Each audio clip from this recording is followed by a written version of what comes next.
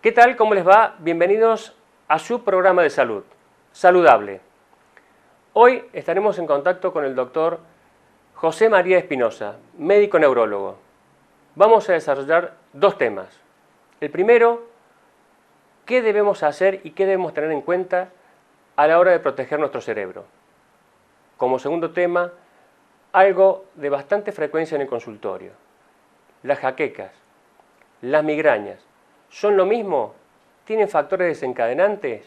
¿Tienen tratamientos? Acompáñeme. Iniciemos Saludable.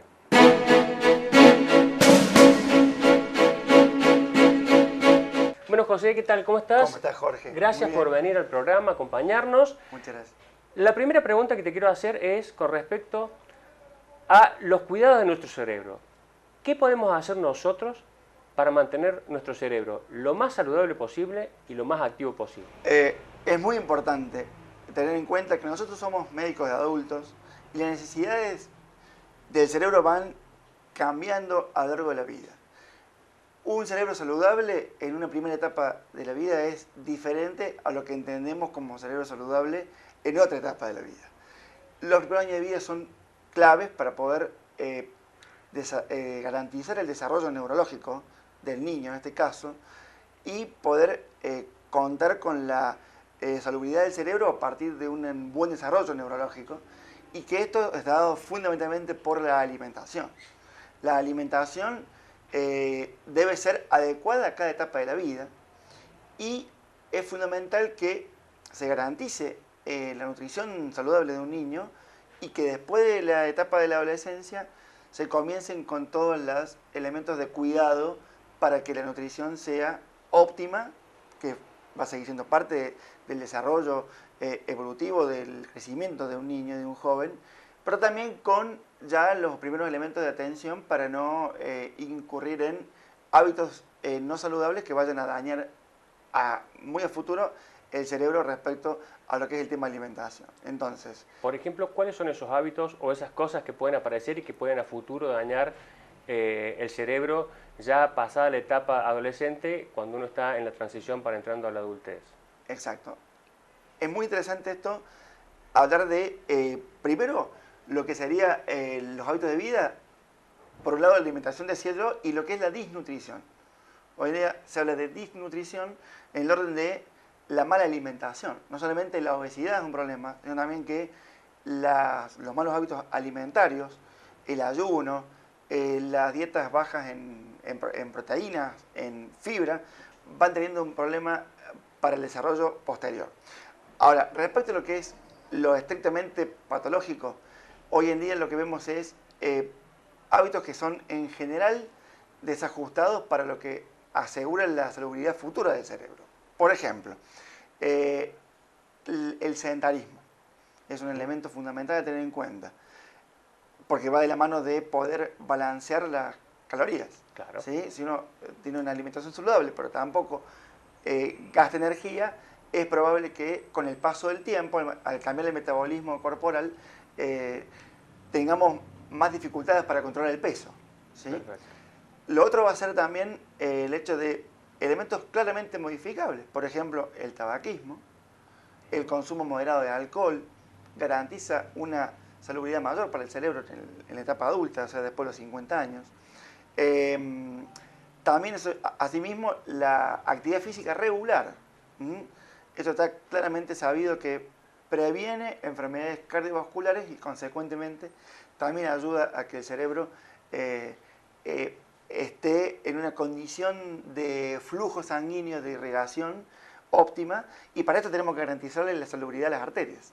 Entonces, controlar factores de riesgo patológicos como la hipertensión, enfermedades como la diabetes, mantener un nivel de lípidos en sangre estable, realizar actividad física, son elementos claves para que en el futuro el cerebro no tenga alteraciones derivadas de un envejecimiento precoz.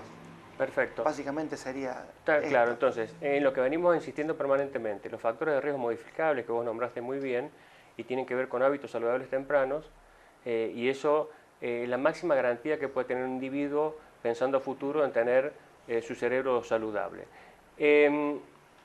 No tener esto ordenado en el tiempo, por supuesto que expone, al contrario, que su cerebro pueda sufrir problemas. ¿Cuáles serían en la evolución temprana, si puede ser, estos daños vasculares? ¿A qué problemas nos puede enfrentar temprano o tardíamente un daño de estos factores no controlados? Bien, la problemática principal es la enfermedad cerebrovascular. Esto porque se da a temprana edad. Y hoy vemos que por la persistencia en la sociedad de factores de riesgo mayormente modificables, aunque en algunos casos podemos hablar obviamente de elementos poco modificables como la herencia o las enfermedades como la hipertensión o la diabetes que son hereditarias, ¿sí? Pero por ejemplo, los que son elementos modificables que no se corrigen a tiempo, aumentan notablemente la posibilidad de enfermedad cerebrovascular, que es una de las principales causas de discapacidad en todas las sociedades Claro. del mundo. Entonces, este es un elemento que a temprana edad puede condicionar severamente la calidad de vida y la perspectiva futura de esa persona, tanto laboral como social. Claro. Y esto es lo principal, ¿cierto? Luego tenemos a una edad mayor todos los cambios que tienen que ver con la memoria, la involución del cerebro en cuanto a su rendimiento o en cuanto al rendimiento cognitivo de esa persona, y también una serie de manifestaciones que son aledañas al problema del deterioro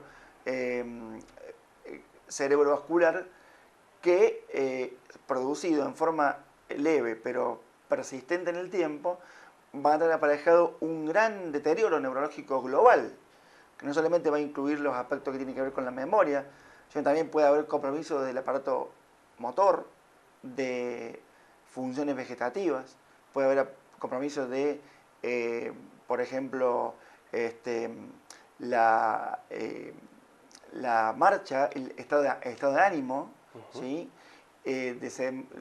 O sea, se puede desarrollar lo que se llama síndrome vascular crónico del encéfalo, que no está muy en boga quizás en la práctica diaria, pero que sí es un elemento crítico a la hora de estudiar un paciente que ha tenido una asociación de daño neurológico y que combina elementos de tipo cognitivos, motrices y anímico-conductuales, que son los que en definitiva después complican la calidad de vida de esa persona. O sea que por lo que vos me contás, si uno tiene un seguimiento clínico adecuado y tiene una valoración adecuada y constante de patologías como la diabetes, la hipertensión, el colesterol, etc., las valoraciones o los screenings rutinarios para ese tipo de patologías en principio sería suficiente y no haría falta ir a imágenes o valoraciones mucho más complejas fuera de los laboratorios, o en imágenes habría cosas que pudieran aportar algún elemento fuera del laboratorio sin tanta complejidad como porque la gente por ahí piensa que necesariamente se tiene que hacer una resonancia o una tomografía de cerebro, pero eso está situado, esto está, digamos, determinado para un paciente particular en situaciones extremas. En el screening o en la valoración habitual eso no es necesario. No, los métodos de neuroimágenes hoy en día son para hacer el diagnóstico de patologías que han dado una manifestación puntual. Esto es clave. El tipo de paciente que nos llega a los médicos neurólogos es aquel que ya ha tenido un descontrol en forma súbita del equilibrio justo que hace el organismo con la suma de factores de riesgo y ha tenido un daño definitivo en el cerebro. O un trastorno funcional importante que ha motivado su consulta, ¿sí? Entonces, lo fundamental es tener un control y un seguimiento periódico en cada uno de los aspectos que tienen que ver con el control clínico, el control cardiovascular, el control nutricional y, bueno, el compromiso por parte del paciente también a intentar modificar los hábitos de vida en la medida que más pueda. Perfecto. O sea que para esta primera parte de la charla podríamos decir, como mensaje final, que el paciente tiene que mentalizarse que tiene él en sus manos la posibilidad de tener su cerebro y su parte vascular lo más sana posible de acuerdo a los antecedentes que tenga y qué actitud él tome frente a este tipo de antecedentes a los fines de evitar que esa enfermedad vascular puede impactar en distintos órganos, en este caso el cerebro, como estamos hablando. Por supuesto, teniendo en cuenta que la mayoría de estas patologías son prácticamente asintomáticas. Claro. Y que ya cuando están manifestándose a nivel neurológico, a nivel de miembros inferiores, a nivel oftalmológico, digamos, es decir, cuando ya tienen daño de aquellos órganos que son blancos, que son víctimas de todo este proceso patológico, bueno, ya es algo tarde y lo lógico y lo óptimo, dadas todas las condiciones que existen hoy en día, de poder controlar al máximo estos factores de riesgo con un compromiso elemental del paciente, por supuesto, pero que va a garantizar que la sobrevida sea mayor y con una calidad de vida óptima.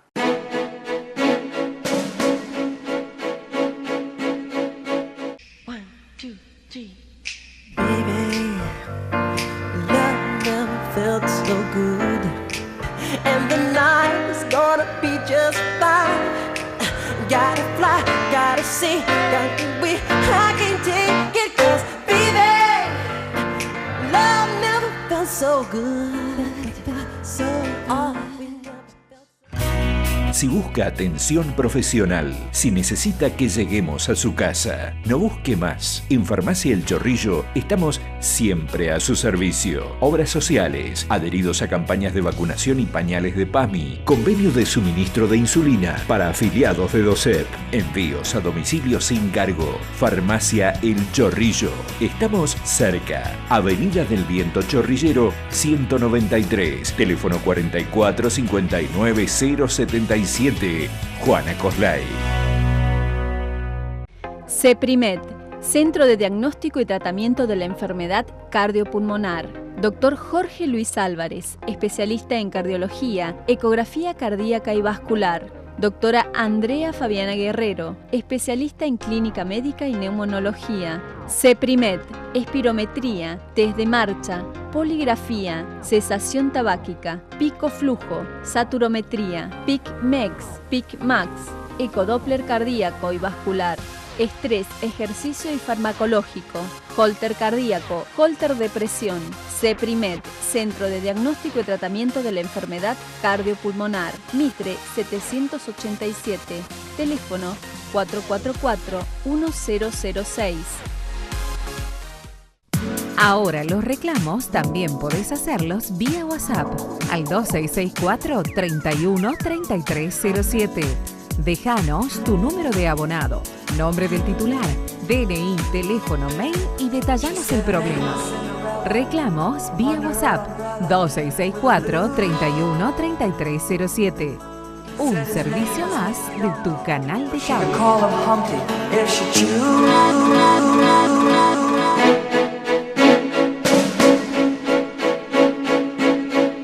Muy bien, vamos a otro tema que generalmente es bastante confuso y que la gente suele llegar al consultorio y mezcla un poco los conceptos, aparte de la automedicación, entonces viene con definiciones propias. La idea es transmitirle y cambiar estos hábitos. Cefalea, jaqueca, migraña, ¿es lo mismo? ¿Son cosas distintas? Cefalea es un síntoma. Cefalea es decir dolor de cabeza. Bien.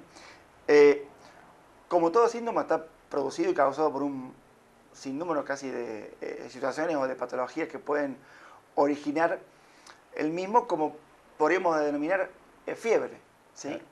Tener fiebre nos dice que algo está pasando, por supuesto, pero no nos da la pauta de cuál es el origen de ese problema. Perfecto. Cefalea es exactamente lo mismo. Bien. Dolor de cabeza es una manifestación, es un síntoma que puede aparecer dentro de un proceso identificable del organismo o que no tiene una causa clara, concreta, que lo haga aparecer, y que comenzamos la diferenciación en ese sentido cuando hablamos de formas primarias o que no tienen una causa que la explique, que muchas veces tienen factores hereditarios como elementos principales en su génesis, y cefaleas secundarias en las cuales sí podemos identificar claramente cuál es ese mecanismo causal o cuál es ese origen concreto.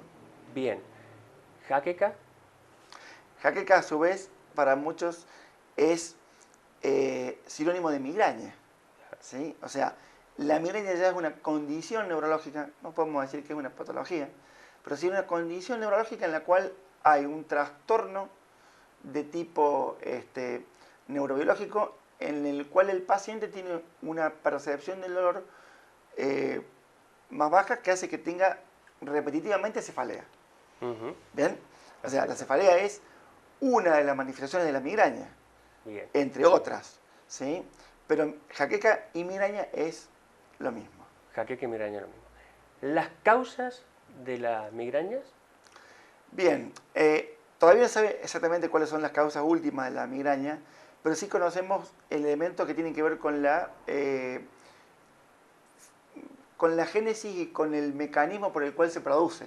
El dolor de cabeza es la migraña. La migraña es una enfermedad de causa desconocida, así se define, que tiene gran carga hereditaria y fundamentalmente en la rama materna, o sea, en la rama femenina. ¿Sí? Esto hace que, independientemente de la descendencia, sea el género masculino o femenino, si el antecedente familiar es de la madre, hay muchas más posibilidades de que se presente jaqueca en esa descendencia. Bien. ¿Está claro? Perfecto, está clarísimo. ¿Y hay factores predisponentes, más allá de lo hereditario, que puedan hacer que esta patología se presente? Cambios estacionales, situaciones de tensión crónica, por ejemplo, supongo, pienso. La migraña tiene un curso muy variable en cada paciente. Hay pacientes que tienen crisis muy severas, de muy corta duración, 2 o 3 días, y otros pacientes que tienen una condición de dolor de cabeza más persistente o que las crisis son más frecuentes. En cada uno de ellos siempre se puede llegar a identificar algún factor que los precipite a la crisis de dolor, pero no en todos. Lo que comúnmente vemos como denominadores comunes de este tipo de problemas son los factores de tipo emocional y conductuales, es decir, la tensión neuropsíquica, la sobrecarga laboral, el estrés en su forma amplia de ser, es decir, problemas personales, familiares, laborales, problemas en las relaciones interpersonales, todo va jugando a que sea un elemento que haga gatillar fácilmente la crisis de dolor de cabeza. O sea que hablamos más que nada de factores gatillo o desencadenantes. Y esos son los que podemos manejar en el consultorio para disminuir la cantidad de veces que el paciente tiene dolor de cabeza.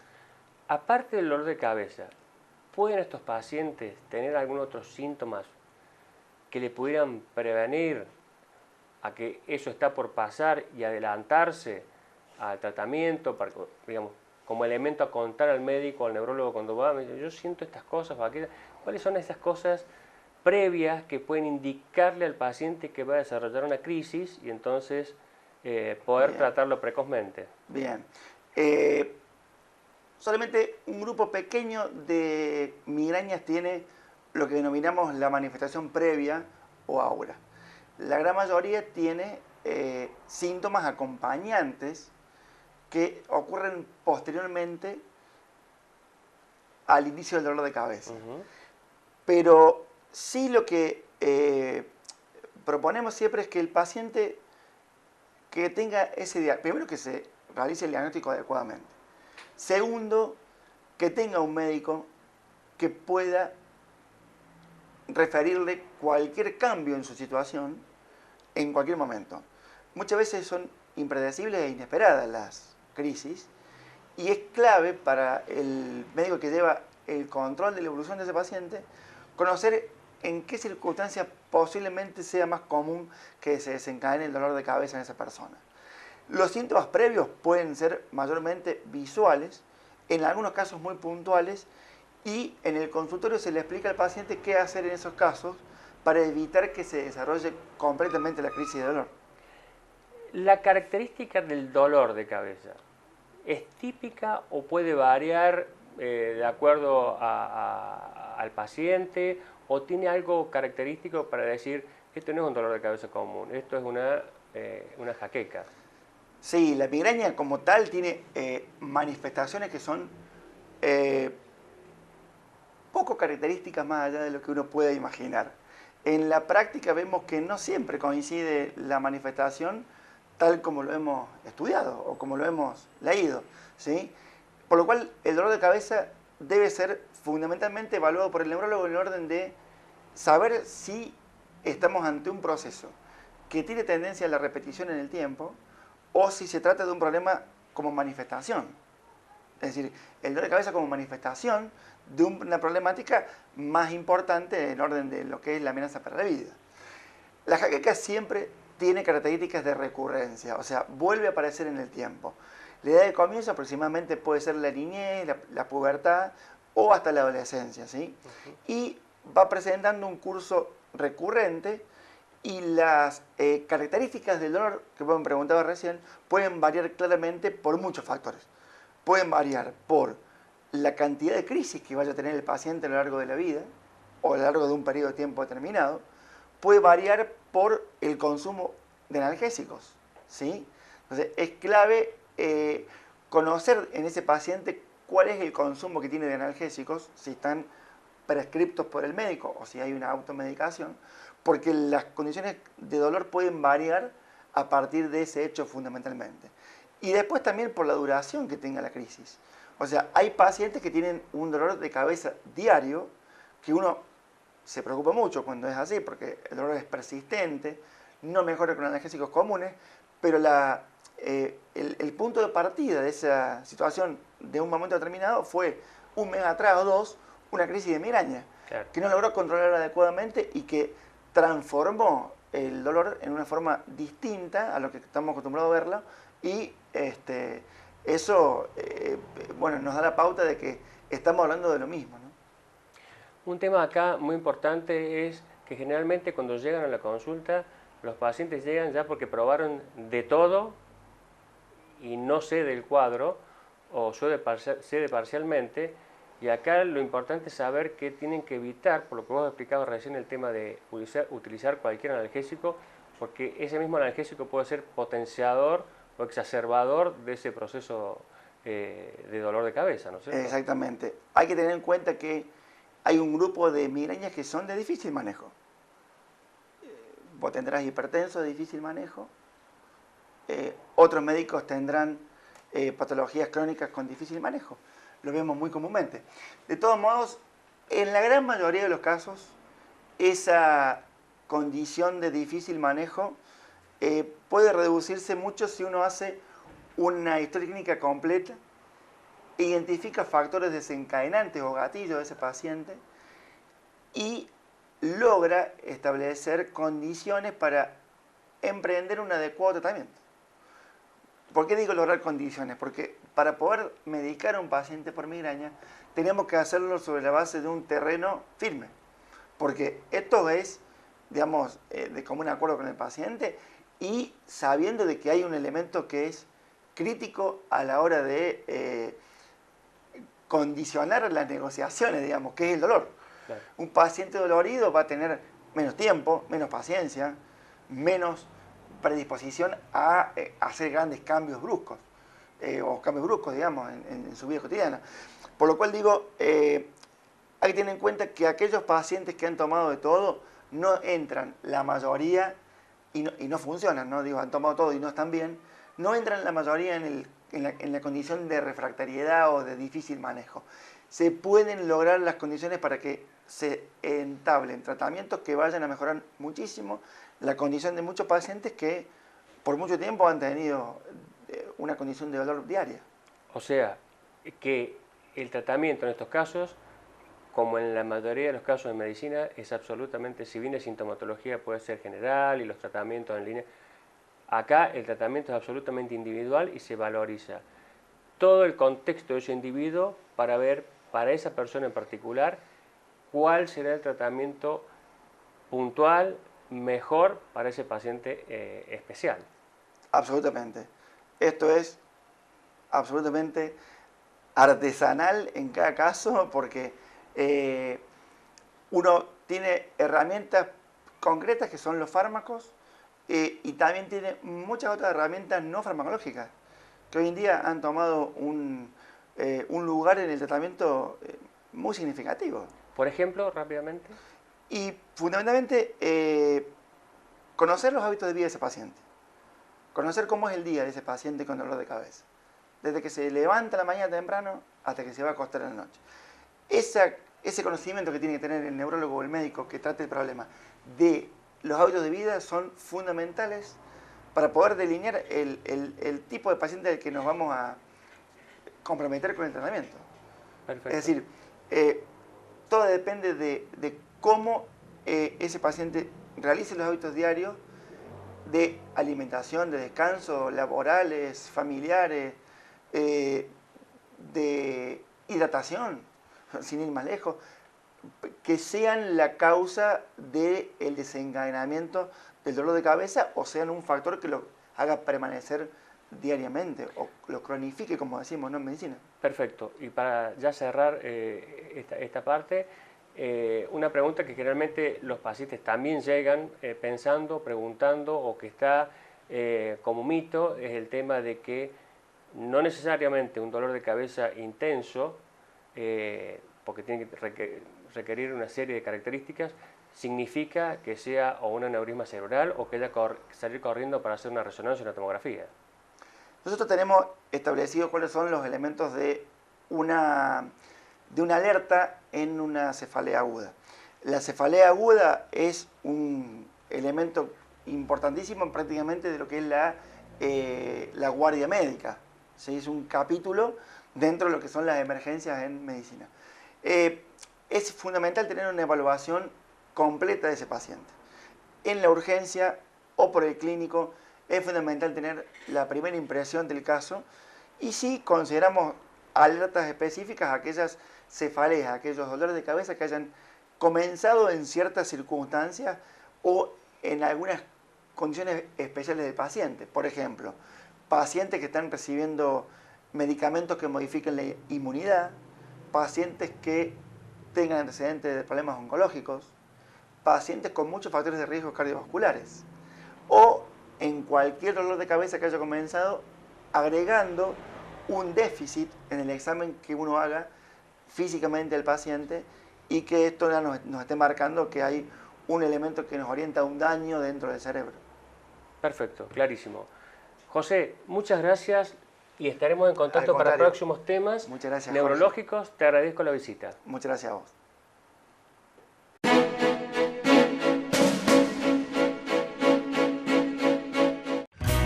Si busca atención profesional, si necesita que lleguemos a su casa, no busque más. En Farmacia El Chorrillo estamos siempre a su servicio. Obras sociales, adheridos a campañas de vacunación y pañales de PAMI, convenio de suministro de insulina para afiliados de DOCEP, envíos a domicilio sin cargo. Farmacia El Chorrillo. Estamos cerca. Avenida del Viento Chorrillero 193, teléfono 44 59 077. Juana Coslay. 1, 2, 3. Baby, love never felt so good, and the night is gonna be just fine. Gotta fly, gotta see, gotta be. I can't take it 'cause baby, love never felt so good, so CEPRIMED, Centro de Diagnóstico y Tratamiento de la Enfermedad Cardiopulmonar. Dr. Jorge Luis Álvarez, especialista en cardiología, ecografía cardíaca y vascular. Doctora Andrea Fabiana Guerrero, especialista en clínica médica y neumonología. CEPRIMED, espirometría, test de marcha, poligrafía, cesación tabáquica, pico flujo, saturometría, PIC-MEX, PIC-MAX, ecodoppler cardíaco y vascular. Estrés, ejercicio y farmacológico, holter cardíaco, holter de presión. CEPRIMED, Centro de Diagnóstico y Tratamiento de la Enfermedad Cardiopulmonar. Mitre 787, teléfono 444-1006. Ahora los reclamos también podés hacerlos vía WhatsApp al 2664 31 3307.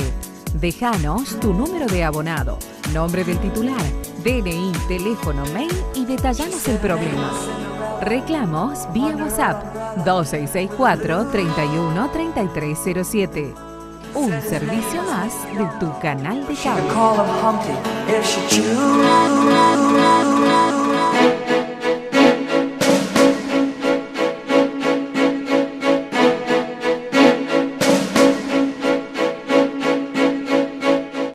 hemos llegado al final de una nueva edición de Saludable. El tema que hoy hemos desarrollado hace hincapié en los factores tempranos y en los cuidados tempranos que debemos tener a la hora de proteger a nuestro cerebro. Y con respecto a las migrañas y jaquecas, recuerde que la consulta temprana y el tratamiento con el especialista garantizan el éxito del tratamiento. Cada paciente tiene su tratamiento específico y particular. Seguiremos en contacto con el doctor José María Espinosa, médico neurólogo. Su lugar de atención es Mitre 871, Centro Médico Mitre, donde vamos a desarrollar en los próximos programas junto a él otros temas de aspecto neurológico. Nos vemos en 7 días.